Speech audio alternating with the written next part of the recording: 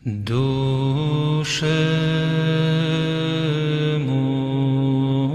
Atas nama Bapa dan Putra dan Roh Kudus, amin. Shalom Aleichem bersama Mesia. Selamat berjumpa kembali saudara dengan saya, Romo Daniel Biantoro, Wakil Madrid, Ketua Umum dan pendiri dari Gereja Ortodoks Indonesia.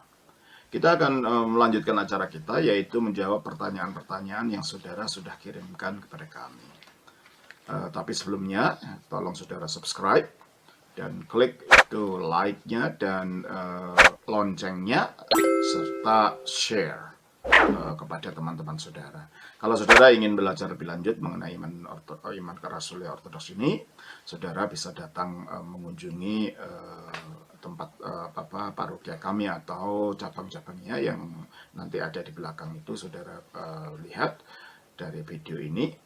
Dan kalau memang tidak ada di tempat saudara dan saudara ingin ada perintisan di sana, saudara bisa menelpon Romo Yakobus yang nomor teleponnya ada di bawah video ini. Dan kalau saudara merasa tergerak untuk membantu perkembangan dari pelayanan ini, saudara ingin mempersembahkan sesuatu, saudara bisa mengirimkan kepada rekening bank yang ada di bawah video ini. Terima kasih. Kali ini pertanyaan berasal dari administrasi dari komunitas Janasuci, komunitas Ortodoks Janasuci Andreas yang begini. Kemarin ada yang datang bertanya atau tepatnya mengatakan pembenaran bahwa pemberitaan Injil tidak harus lewat para rasul tapi harus bisa langsung diajar Kristus. Saya dan Romo Yakobus cukup kerepotan juga menjawabnya ketika beliau mengutip surat Galatia yang diambil dari Galatia 1 ayat 17-20. Baik, saudara, mari saya baca ayatnya dari Galatia pasal 1 ayat 17 sampai dengan ayat 20. Juga aku tidak pergi ke Yerusalem mendapatkan mereka yang telah menjadi rasul sebelum aku, tetapi aku berangkat ke tanah Arab dan dari situ kembali lagi ke Damsyik. Lalu 3 tahun kemudian aku pergi ke Yerusalem untuk mengunjungi Kefas dan aku menumpang 15 hari di rumahnya. Tetapi aku tidak melihat seorang pun dari rasul-rasul yang lain kecuali Yakobus, saudara Tuhan Yesus. Di hadapan Allah kutegaskan, apa yang kutuliskan kepadamu ini benar, aku tidak berdusta. Ayat ini dipakai oleh seseorang untuk menyatakan bahwa orang, dalam hal ini Rasul Paulus, tidak harus melalui para rasul untuk, apa kata-katanya tadi, untuk memberitakan Injil. Ya, tentunya pernyataan ini ada terkait dengan ajaran ortodoks tentang perlunya para rasul. Namun ayat ini dikutip lepas dari konteksnya. Ayat ini tidak mengatakan bahwa kita tidak harus dengan para rasul. Tidak. Ayat ini hanya menyatakan tentang pengalaman Paulus. Mengapa dia tekankan ini? Karena di dalam ayat yang sebelumnya, di dalam pasal 1, ayat 1, dikatakan, dari Paulus, seorang rasul bukan karena manusia, juga bukan oleh seorang manusia. Dan ini hendak menegaskan ini bahwa dia tidak menjadi rasul itu mendapat panggilan langsung. Jadi yang dikatakan menjadi rasulnya ini loh. Jadi dia sendiri adalah rasul. Jadi ini bukan merupakan suatu pernyataan umum untuk semua orang harus begitu. Langsung Yesus datang pada dirinya, langsung menerima kebenaran Injil. Nah, Paulus menjelaskan prosesnya. Dia mengalami itu karena memang dia dari awal sudah dipilih oleh Allah. Dia mendapat ilham bahwa dia sudah dipilih Allah sejak di kandungan ibunya untuk menjadi rasul ini. Coba kita di dalam ayat yang ke-15. Tetapi waktu Ia yang telah memilih aku sejak kandungan ibuku dan memanggil aku oleh kasih karunia-Nya. Memilih aku sejak kandungan ibuku. Memilih apa? Memilih jadi rasul tadi lah. Jadi ini khusus untuk panggilannya Paulus untuk menjadi rasul. Bukan untuk semua orang harus seenaknya sendiri, lalu tanpa belajar, lalu dapat pelajaran dari Kristus langsung. Nah, ini membahayakan. Inilah munculnya banyak bidat-bidat karena menganggap dapat ajaran dari Kristus, ternyata itu pikirannya sendiri, atau malah mendapat tipuan dari roh jahat. Nah, Paulus mengatakan bahwa dia dipanggil menjadi rasul bukan karena manusia, juga bukan oleh seorang manusia. Dan itu disebabkan karena Allah telah memilih dia sejak kandungan dari ibunya, yaitu dipilih untuk menjadi rasul dan memanggil aku oleh kasih karunia. Lah, akhirnya setelah dipilih untuk jadi rasul, dipanggil. Panggilannya ini yang diceritakan sekarang. Bagaimana panggilannya? Kita baca ayat 16. Berkenan menyatakan anaknya di dalam aku. Nah, Allah yang memanggil Paulus untuk menjadi rasul secara langsung ini. Menjadi rasul loh ya, nah ini bukan hanya sekedar untuk pengabaran Injil, tapi menjadi rasul. Dan rasul itu adalah karunia khusus. Kasih karunia khusus. Dan ini tidak berlaku secara umum untuk semua manusia. Orang yang mendapat panggilan ini. Dan ini terbukti dari buahnya. Kebanyakan punya apa? Ya, sekarang kebanyakan dari surat perjanjian baru itu adalah tulisannya Paulus. Ini buktinya. Nah, kalau kita mau menyamakan diri kita dengan Paulus sebagai rasul yang dipilih secara khusus, siapa kita? Ini pertanyaan pada kita yang merasa seperti itu. Nah, buktinya apa? Buahnya apa? Nah, ini yang harus kita renungkan. Berkenan menyatakan anaknya dalam aku. Bagaimana anak Allah Kristus itu dinyatakan pada Paulus? Secara khusus pula. Coba kita baca di dalam Kisah Rasul. Kisah Rasul pasal yang ke-9. Ayatnya yang ke-1 sampai yang ke-12. Sementara itu berkobar-kobar hati Saulus untuk mengancam dan membunuh murid-murid Tuhan. Ia menghadap imam besar dan meminta surat kuasa daripadanya untuk dibawa kepada majelis-majelis Yahudi di Damsyik, supaya jika ia menemukan laki-laki atau perempuan yang mengikuti jalan Tuhan, ia menangkap mereka dan membawa mereka ke Yerusalem. Dalam perjalanannya ke Damsyik, ketika ia sudah dekat kota itu, tiba-tiba cahaya memancar dari langit mengelilingi dia. Jadi ini kasus khusus. Yesus menampakkan diri kepada dia. Pertama, dia memang sejak dari kandungan sudah dipilih untuk menjadi rasul. Yang kedua, dalam proses sejarahnya itu membenci orang Kristen luar biasa. Kalau diinjili secara normal, nggak akan mungkin orang Kristen apa-apa aja mau dibunuh kok, mau diinjili lagi. Oleh karena itu harus ada intervensi ilahi secara langsung, bukan melalui orang biasa, bukan melalui manusia, sebab kasus hidupnya yang begitu rumit gitu loh. Kebenciannya terhadap iman Kristen luar biasa. Orang jadi Kristen saja mau dibunuh, apalagi mau diinjili. Oleh karena tidak ada mungkin orang yang dapat menginjili Saulus waktu itu dalam keadaan seperti itu. Oleh karena itu ada intervensi langsung dari Kristus yang menampakkan diri. Ini tidak berlaku untuk semua orang, berarti ini khusus kasusnya Paulus. Intervensinya yaitu ayat 3 tadi.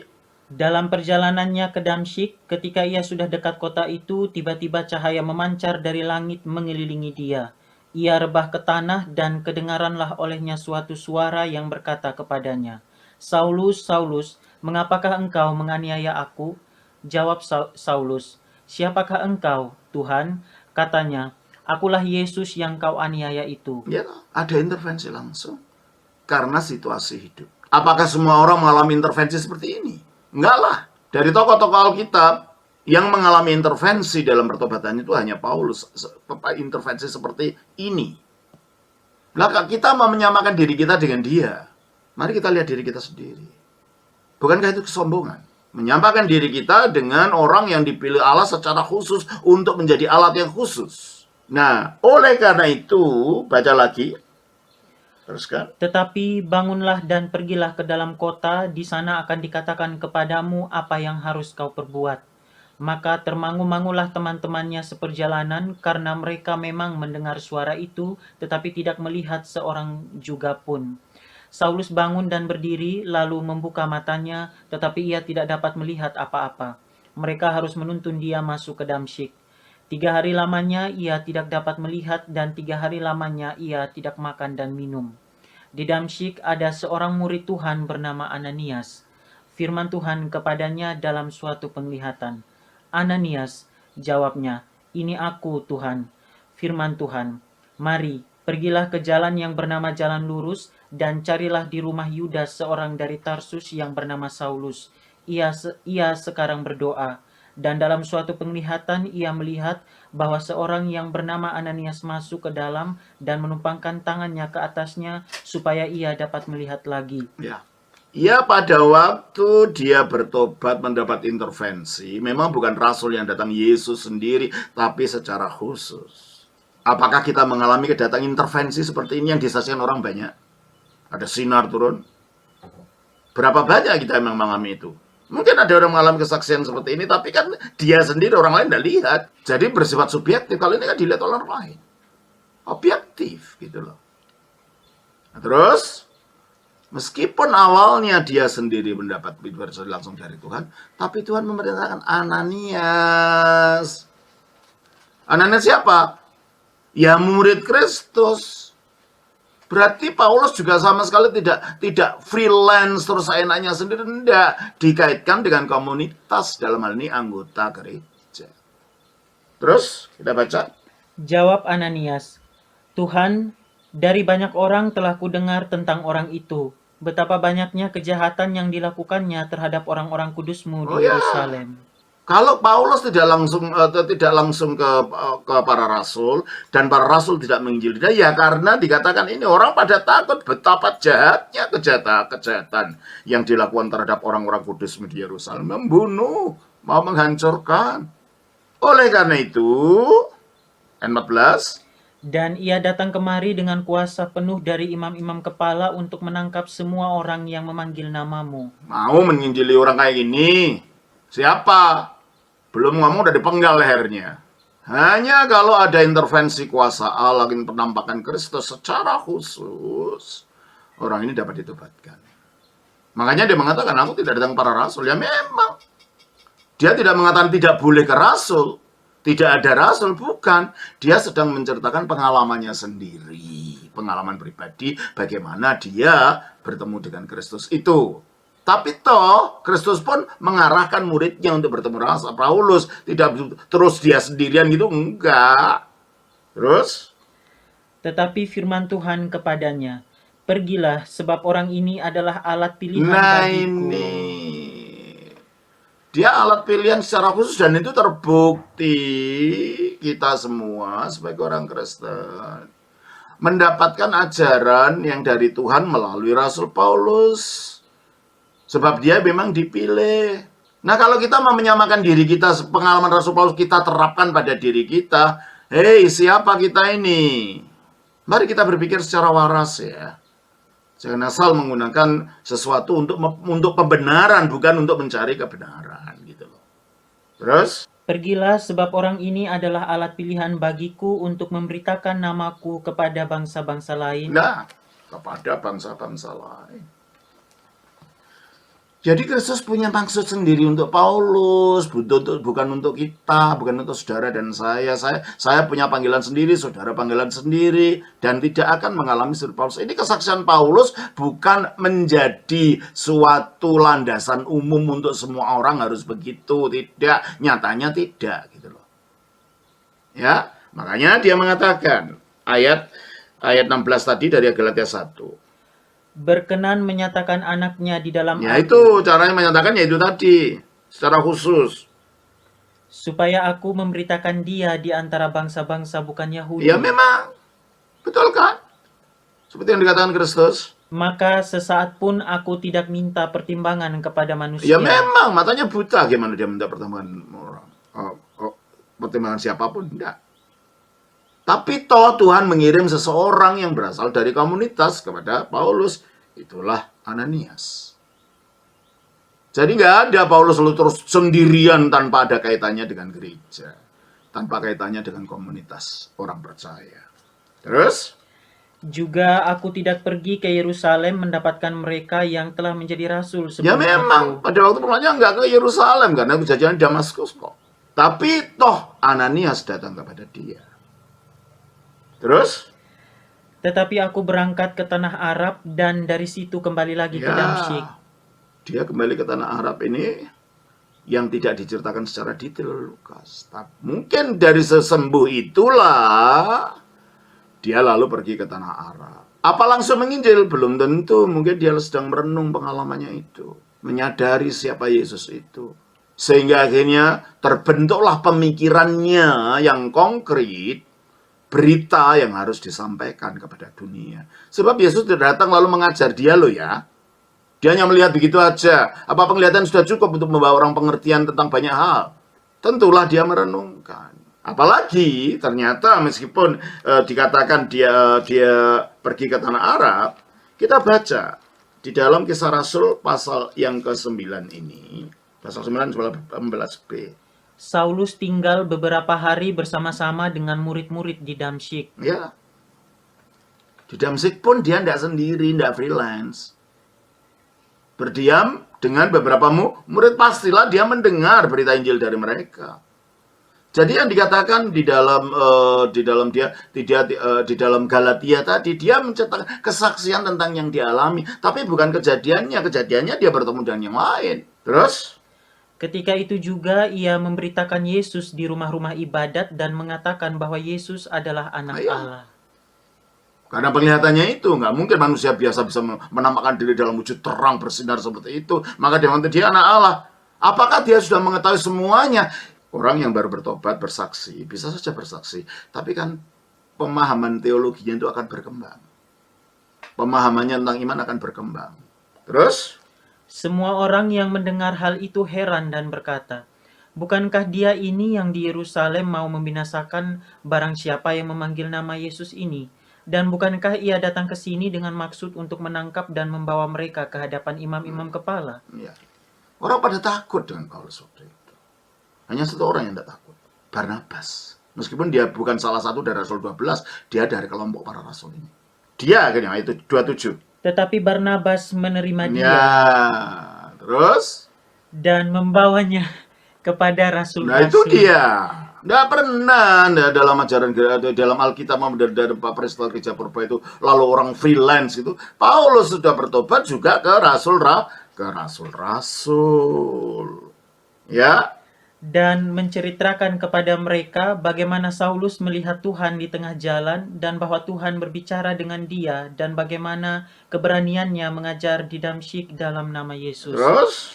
Dan Saulus tetap bersama-sama dengan mereka. Mereka ini siapa? Para rasul. Terus? Dan dengan keberanian mengajar dalam nama Tuhan. Jadi kalau membaca Alkitab itu yang utuh ya. Tidak bisa kita comot lalu kita terapkan menurut mau kita sendiri. Kita harus melihat keseluruhan berita dari Alkitab itu. Melihat konteksnya, melihat kaitannya ini dan itu. Maka ayat 17, aku tidak pergi ke Yerusalem itu awalnya. Mendapatkan mereka yang telah menjadi rasul sebelum aku. Ya. Nah setelah peristiwa dia bertemu dengan para rasul ini. Yang Paulus tidak menceritakan secara detail. Makanya Alkitab perlu dibaca satu dengan lain karena ini saling melengkapi satu dengan yang lain gitu loh ya. Ayat 13-18. Lalu 3 tahun kemudian aku pergi ke Yerusalem untuk mengunjungi Kefas dan aku menumpang 15 hari di rumahnya. Ya bertemu juga kan dengan rasul. Jadi apapun juga pada akhirnya otoritasnya datang kepada para rasul. Dan legitimasi Paulus akhirnya diakui oleh para rasul. Ya, pasal 2. Ayat yang ke-7 sampai 10. Tetapi sebaliknya, setelah mereka melihat bahwa kepadaku telah dipercayakan siapa mereka ini? Rasul. Biarpun itu belum proses yang agak panjang waktunya. Masih prosesnya agak panjang, tapi bertemu rasul juga. Bukan terus dia melakukan itu tanpa para rasul. Ya. Coba kita baca lagi. Tetapi sebaliknya setelah mereka melihat bahwa kepadaku telah dipercayakan pemberitaan Injil untuk orang-orang bersunat. Sama seperti kepada Petrus untuk orang bersunat. Karena ia telah memberikan kekuatan pada Petrus untuk menjadi rasul bagi orang bersunat.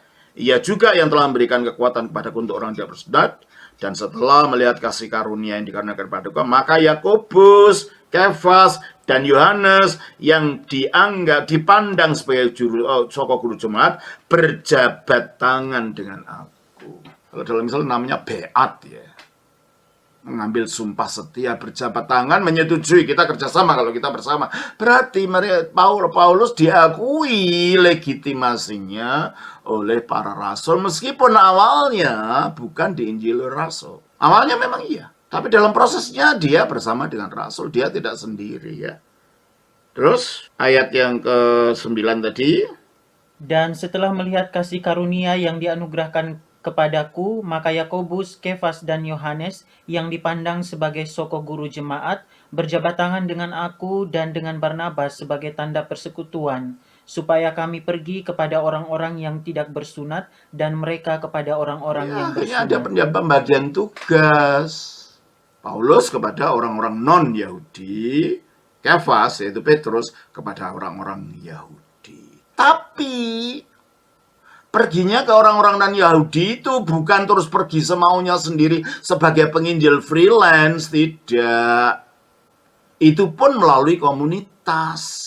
Di mana? Di Antiokhia.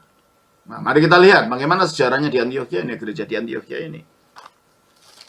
Kita baca di dalam Kisah Rasul pasal 11, pasal yang ke 11 ayat 19.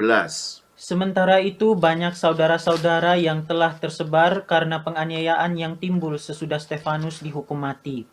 Mereka tersebar sampai ke Fenisia, Siprus, dan Antiokhia. Namun mereka memberitakan Injil kepada orang Yahudi saja. Ayat 20.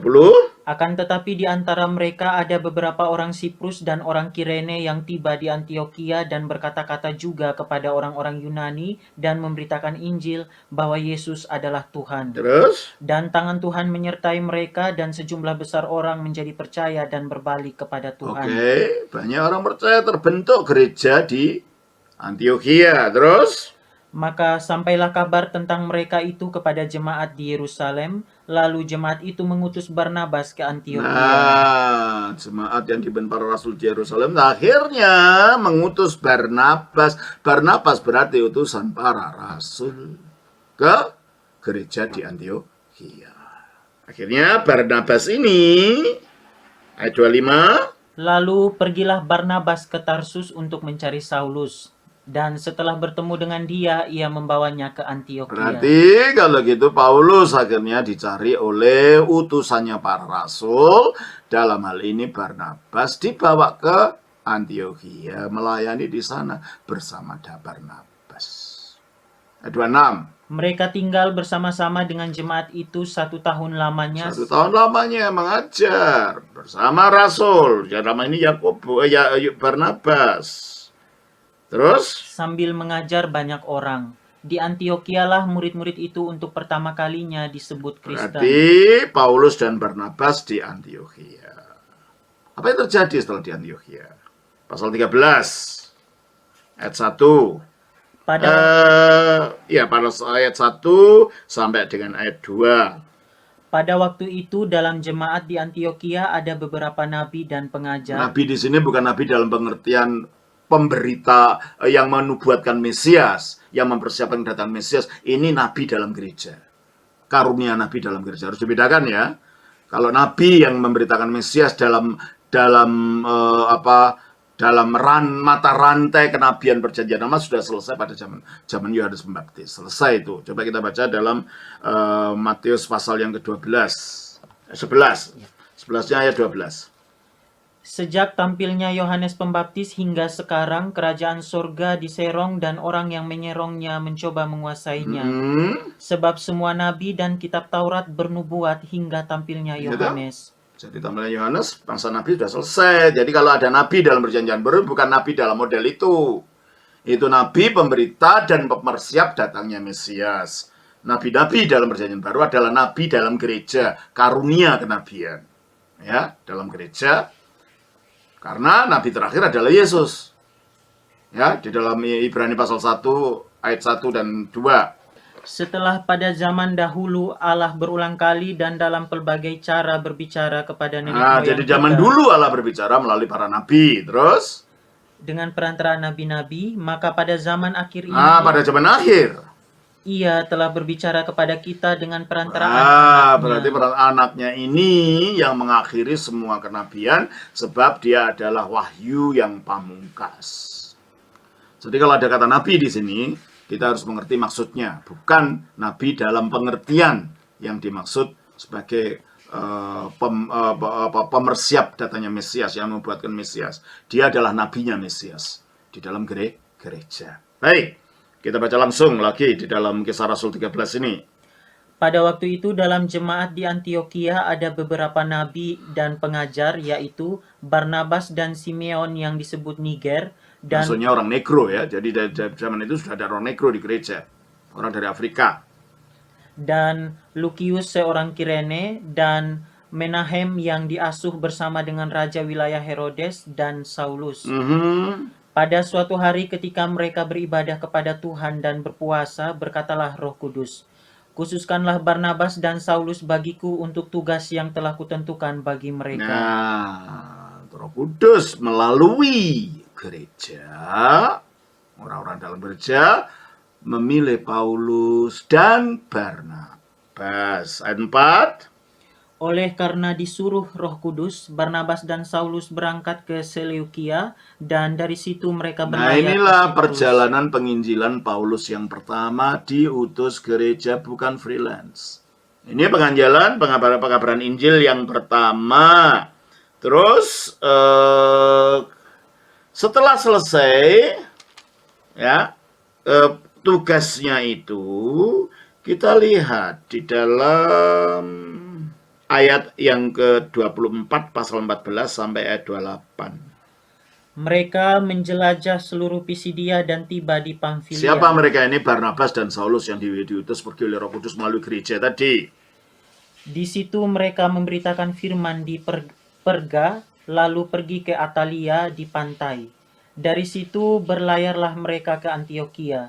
Di tempat itulah mereka dahulu diserahkan kepada kasih karunia Allah untuk memulai pekerjaan yang telah mereka selesaikan. Nah, berarti mereka diutus oleh gereja yang disahkan para rasul dari Yerusalem dengan hadirnya Barnabas, dan Barnabas sendiri ikut mengabarkan Injil bersama dia, kembalinya ke Antioquia lagi. Berarti ini bukan penginjil liar, tidak ada penginjil liar dalam Alkitab itu. Selalu kaitannya dengan gereja para rasul. Bahkan pada akhirnya ketika ada konsili di Yerusalem, Paulus lagi di Antioquia bersama bernama Barnabas, Paulus ikut bertemu dengan para rasul. Ya, coba kita baca dalam Kisah Rasul 15 ayat 1.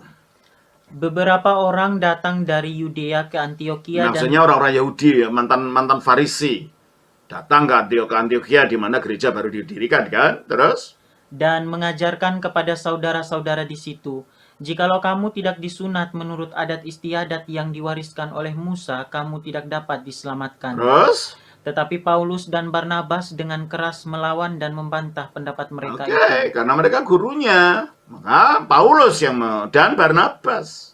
Terus akhirnya apa? Akhirnya ditetapkan supaya Paulus dan Barnabas serta beberapa orang lain dari jemaat itu pergi kepada rasul-rasul. Nah, setelah ada masalah, kemana para rasul Paulus? Ke para rasul bersama Barnabas. Ayat 4.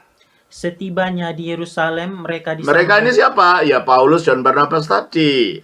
disambut oleh jemaat dan oleh rasul-rasul. Oleh rasul-rasul. Ayat yang ke-6. Maka bersidanglah rasul-rasul dan penatua-penatua untuk membicarakan. Nah, Paulus ada di situ. Dalam sidang atau dalam konsili ini, ya. Terus kita baca ayat 9. Dan ia sama sekali tidak mengadakan perbedaan antara kita dengan mereka sesudah ia menyucikan hati mereka oleh iman.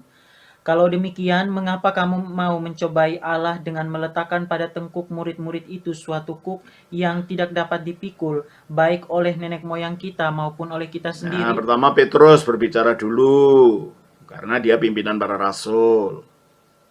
Ayat 12.